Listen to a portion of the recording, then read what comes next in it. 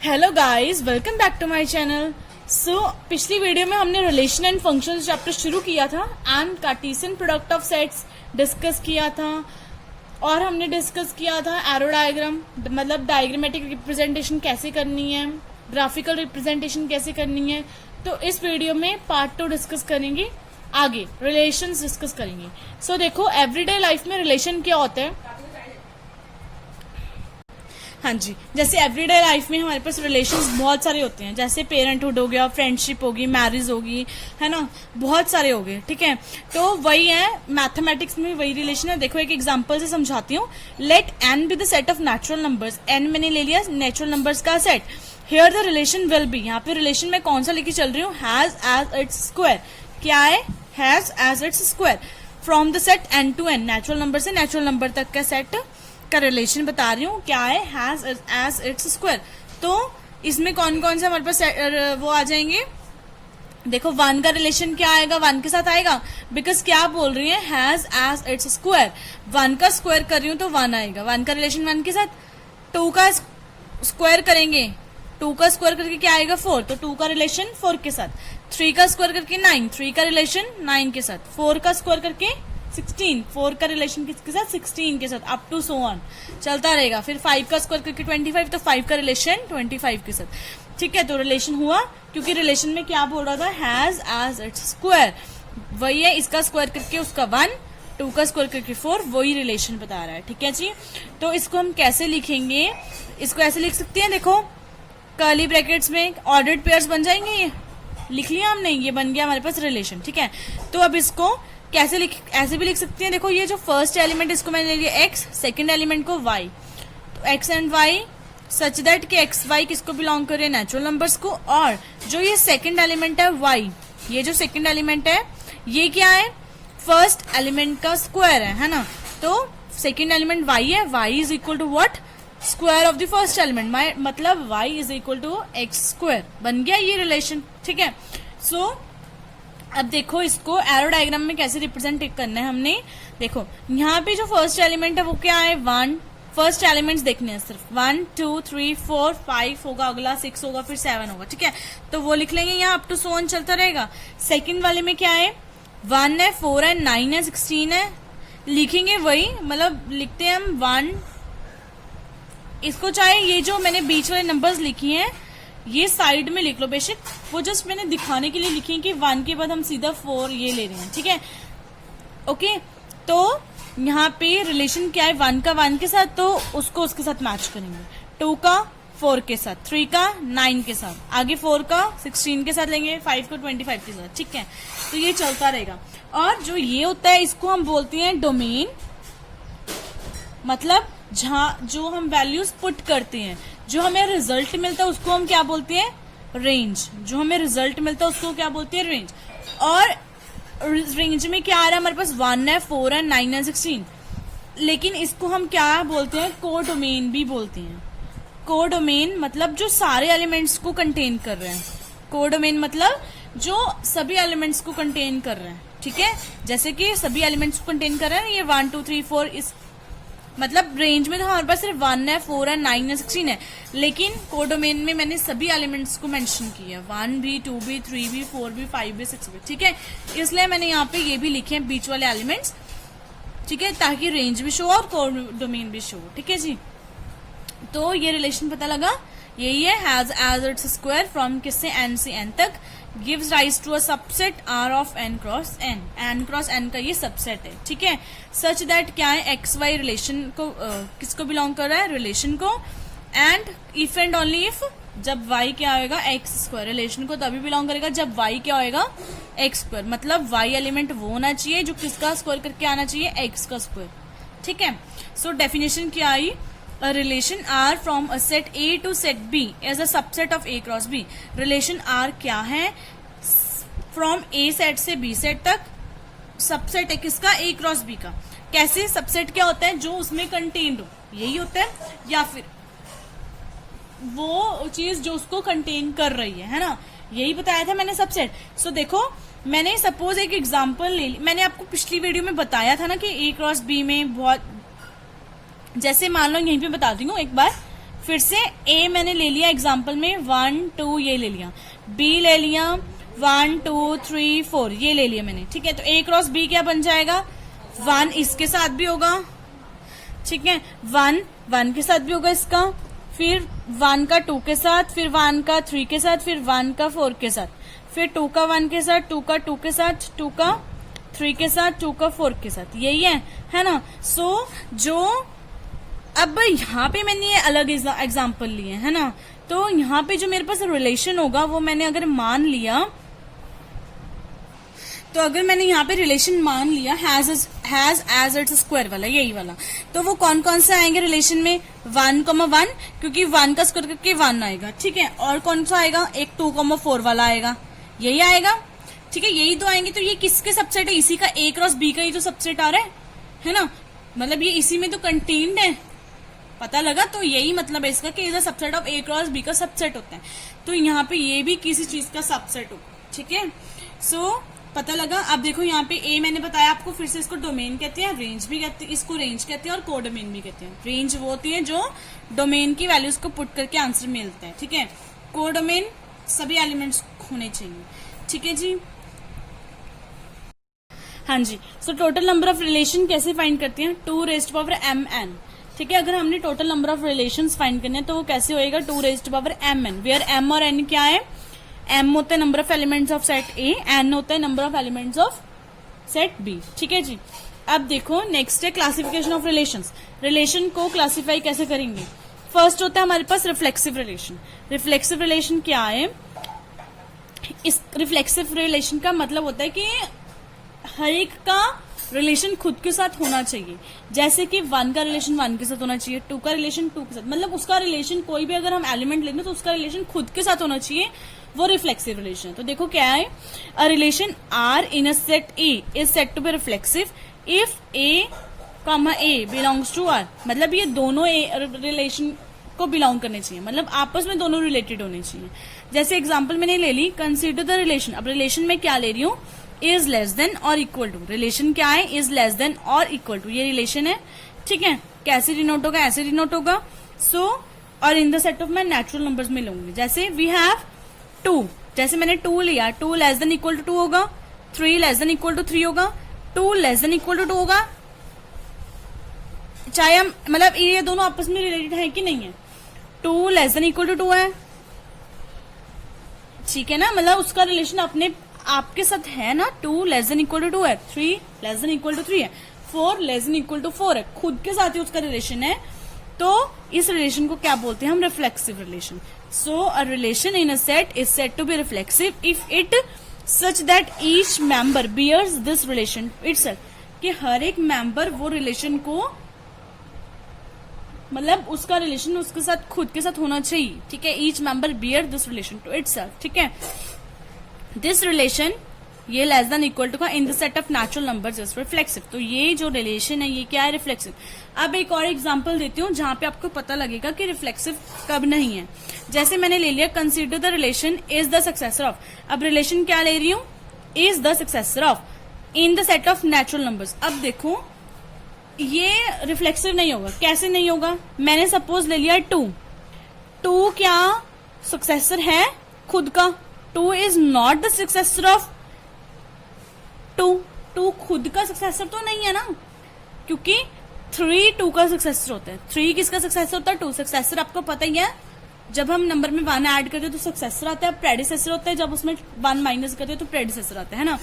तो 2 खुद का सक्सेसर तो हो नहीं सकता, 3 भी खुद का सक्सेसर नहीं होगा, 4 भी खुद का सक्सेसर नहीं होगा। तो इसका मतलब क्या है कि यहाँ पे कोई भी नंबर अपने आप का सक्सेसर नहीं है, तो मतलब ये रिलेशन उसका मतलब किसी भी नंबर का रिलेशन खुद के साथ नहीं है, तो ये रिफ्लेक्सिव नहीं है, ठीक है। मतलब पता लगा रिफ्लेक्सिव क्या होता है, कि उसका रिलेशन खुद के साथ होना चाहिए, जो हम रिलेशन ले रहे हैं उसका रिलेशन खुद के साथ होना चाहिए। जैसे यहाँ पे लेस देन इक्वल टू लिया था तो 2 लेस देन इक्वल टू था, यहाँ पे हर एक नंबर का रिलेशन अपने साथ था, लेकिन यहाँ पे जब मैं ले रही हूँ सक्सेसर ऑफ तो खुद उसका रिलेशन नंबर का रिलेशन खुद के साथ नहीं है। जैसे 2 is not the successor of 2 का सक्सेसर हो ही नहीं सकता, ठीक है, तो ये रिफ्लेक्सिव नहीं बनता, ठीक है। अब देखो सेकंड है सिमेट्रिक रिलेशन। सिमेट्रिक रिलेशन में क्या है, A relation R in a set A is said to be symmetric. Relation R A set में सिमेट्रिक कहा जाएगा जब A1 का रिलेशन A2 के साथ है, तो A2 का रिलेशन भी क्या होना चाहिए, A1 के साथ होना चाहिए. क्या है, जब A1 का रिलेशन A2 के साथ है तो A2 का रिलेशन भी A1 के साथ होना चाहिए. तो अब हम बोलते हैं सिमेट्रिक. एग्जाम्पल देखो, जैसे मैंने यहाँ एग्जाम्पल ली, consider the set of lines in a plane and relation क्या ले लिया मैंने, रिलेशन क्या लिया, इज परपेंडिकुलर टू. अब रिलेशन ले लिया इज परपेंडिकुलर टू.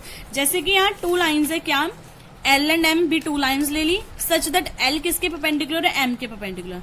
सो देखो ये मैंने L लाइन ले ली, ये M लाइन ले ली. L किसके परपेंडिकुलर है, M के परपेंडिकुलर है. राइट.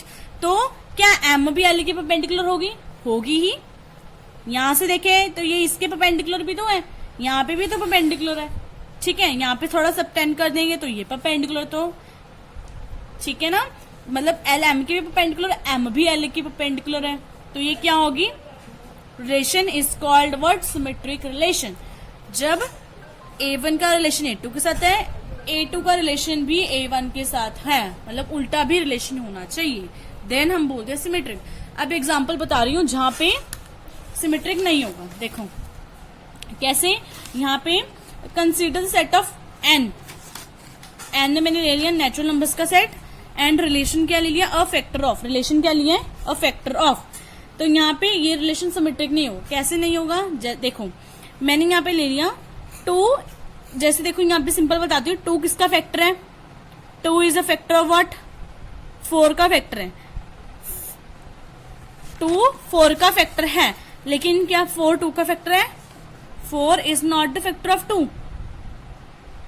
तो इसका मतलब सिमेट्रिक नहीं है, क्योंकि 2 का रिलेशन 4 के साथ तो है, लेकिन 4 का रिलेशन 2 के साथ नहीं है ना, क्योंकि 2 तो 4 का फैक्टर है. रिलेशन क्या है, इज अ फैक्टर ऑफ. 2 4 का फैक्टर तो है, लेकिन 4 2 का फैक्टर नहीं है.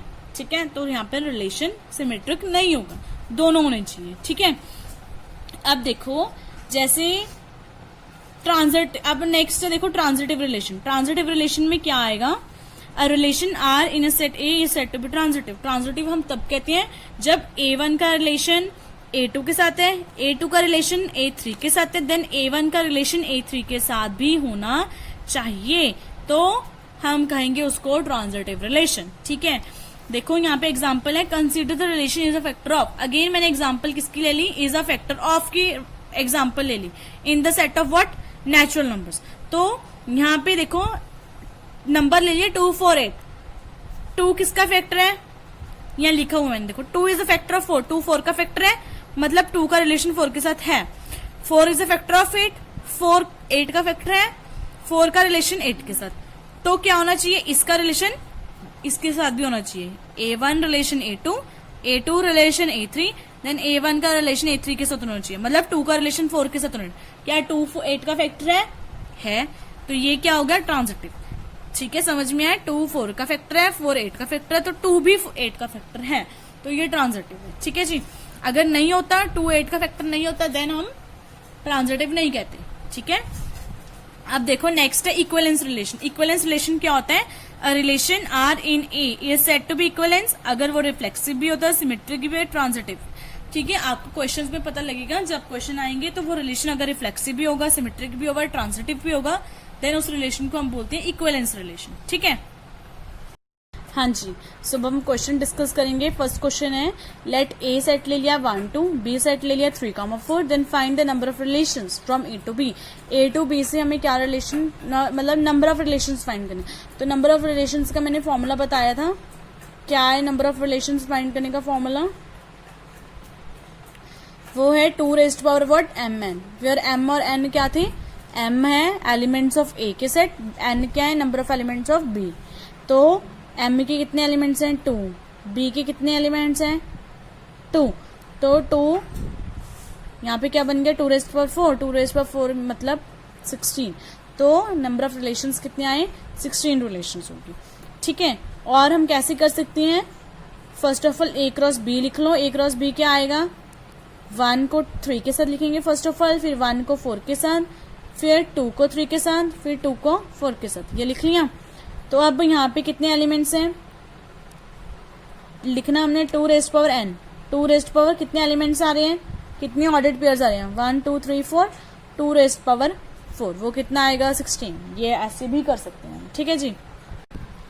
हाँ जी, नेक्स्ट क्वेश्चन है, लेट ए ले लिया 1 2 3 4 5 6, ए हमें सेट दियो ये, तो क्वेश्चन क्या बोल रहा है, define a relation R from A to A. हमें एक रिलेशन आर डिफाइन करना है, कहाँ से, ए टू ए से, यही एलिमेंट्स को यूज करके करना है।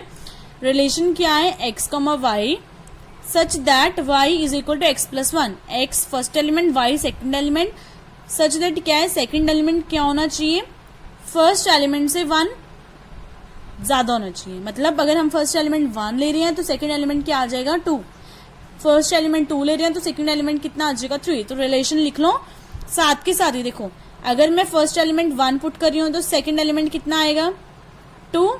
अगर मैं फर्स्ट एलिमेंट 2 मतलब एक्स की वैल्यू 2 पुट कर रही हूँ तो सेकेंड एलिमेंट कितना आएगा 3।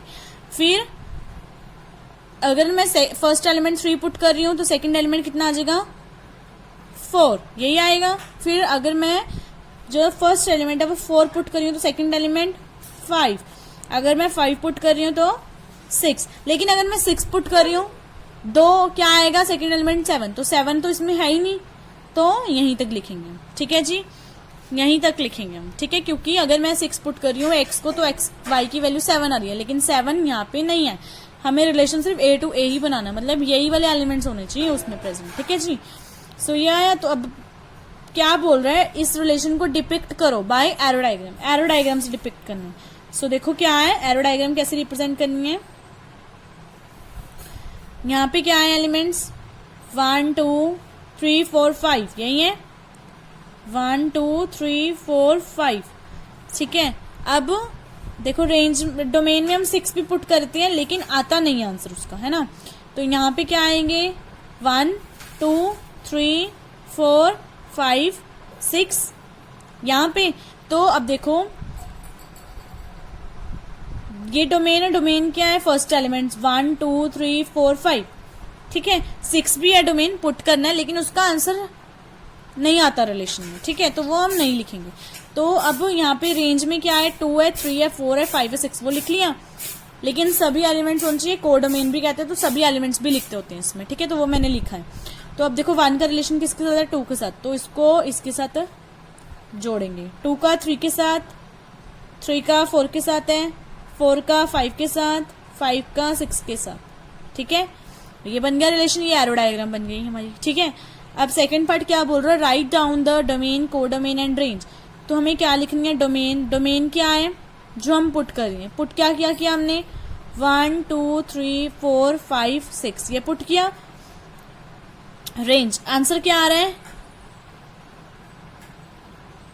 रेंज में क्या आ रहा है 2 3, यहाँ पे देखो सॉरी यहाँ पे रेंज डोमेन यहाँ से लिखते हैं, 6 वाला नहीं है, हमने 6 नहीं किया, मतलब यहाँ पे रिलेशन वाला लिख रहे हैं, रिलेशन से देख के लिखना हमने।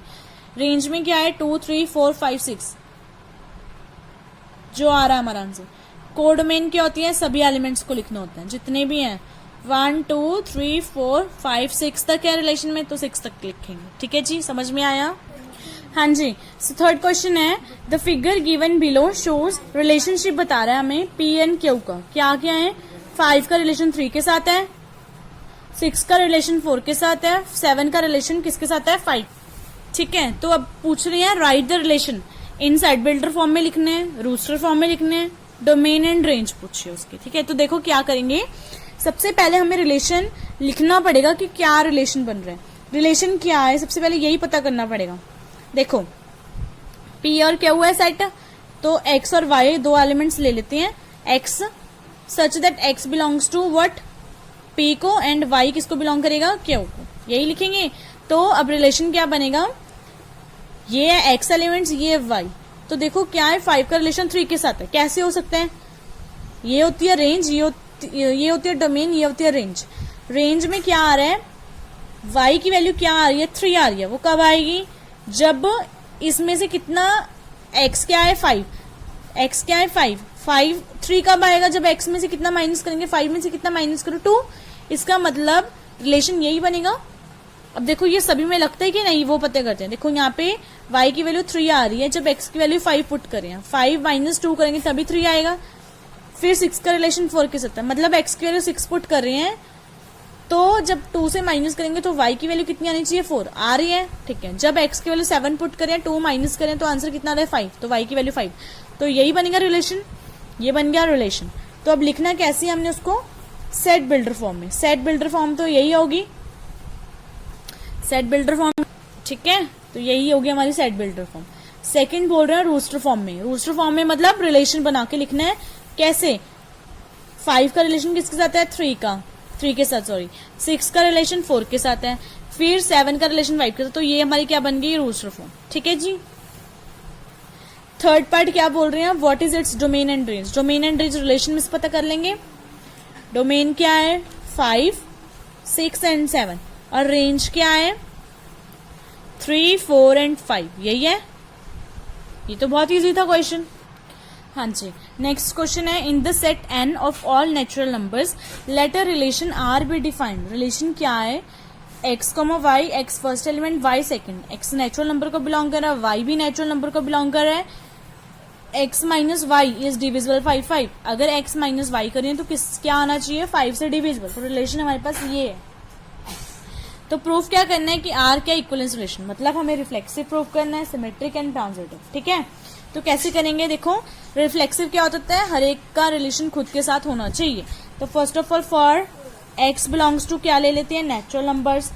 तो अगर मैं x रिलेशन क्या है, x माइनस वाई, मतलब x माइनस एक्स करूंगी, जो आएगा 0 आ रहा ना x माइनस एक्स के, वो क्या आएगा, 5 से डिविजिबल होएगा, विच इज डिविजिबल बाय किससे, 5 से डिविजिबल है। तो इसका मतलब क्या है, x का रिलेशन किसके साथ है, खुद के साथ है ना, ठीक है। For all what x belongs to natural number. Similarly हम ऐसे भी लिख सकते हैं, अगर y नेचुरल नंबर को बिलोंग कर रहा है, y माइनस वाई कर रहे हैं इक्वल टू 0, ये भी क्या है, 5 से डिविजिबल है, then y comma y also belongs to what relation, for all y belongs to what natural numbers. तो इसका मतलब क्या है, जो रिलेशन है वो क्या होगा, रिफ्लेक्सिव भी है, ये लिख लेंगे। सिमेट्रिक के लिए क्या करेंगे, x माइनस वाई भी 5 से डिविजिबल है, ये तो हमें गिवन ही है, तो y माइनस एक्स भी क्या होना चाहिए, 5 से डिविजिबल होना चाहिए, ठीक है। सो सिमेट्रिक कैसे लिखेंगे, देखो सिमेट्रिक के लिए लिखेंगे कि अब हमें पता है x, लिखो x और y तो बिलोंग कर रहा है, x y belongs to what relation, natural number को तो बिलोंग कर रहा है, let x y belongs to what relation, ठीक है। तो कैसे लिखेंगे हम, अब x y belong to relation, तो हमें क्या बोल रहा है कि लेट करेंगे x y रिलेशन को बिलोंग कर रहा है। रिलेशन क्या था, x minus y is divisible by 5, तो मतलब अगर ये रिलेशन को बिलोंग कर रहा है, इसका मतलब कि x माइनस वाई करेंगे तो वो किसके साथ डिविजिबल होगा, 5 के साथ। और सिमेट्रिक के लिए होता क्या है कि अगर a1 का रिलेशन a2 के साथ है, देन a2 का रिलेशन भी a1 के साथ होना चाहिए, फॉर सिमेट्रिक के लिए, सिमेट्रिक रिलेशन के लिए ये होना चाहिए, है ना। तो अगर x माइनस वाई 5 से डिविजिबल है, this implies y minus x is also divisible by 5, होगा कि नहीं, बस इसमें सिर्फ माइनस ही कॉमन निकालना, तो y माइनस एक्स है ना, y माइनस एक्स बना चाहिए, तो ये भी तो 5 से क्या होगा, डिविजिबल होगा, है ना। सो इसका मतलब क्या है कि ये रिलेशन क्या है, इज सिमेट्रिक, रिलेशन क्या है, सिमेट्रिक भी है।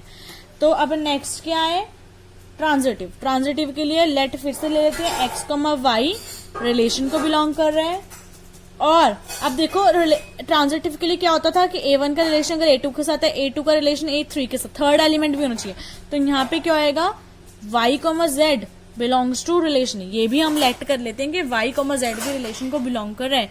इसका मतलब क्या होएगा, this implies x minus y तो 5 के साथ डिविजिबल है, अगर x y रिलेशन को बिलोंग कर रहा है, देन x माइनस वाई 5 से डिविजिबल है। अगर y z भी रिलेशन को बिलोंग कर रहा है, देन y माइनस z भी डिविजिबल होगा किसके साथ, 5 के साथ, है ना, यही होगा। तो अगर मैं दोनों को देखो ऐड कर देती हूं, तो क्या आएगा मेरे पास, x माइनस जेड, वो भी क्या आ रहा है, इज ऑल्सो डिविजिबल बाय 5, यही आ रहा है, ठीक है। दोनों को अगर मैं ऐड करूं तो क्या बच रहा है मेरे पास, x माइनस जेड बच रहा है, ये भी क्या है, इज ऑल्सो डिविजिबल बाय 5।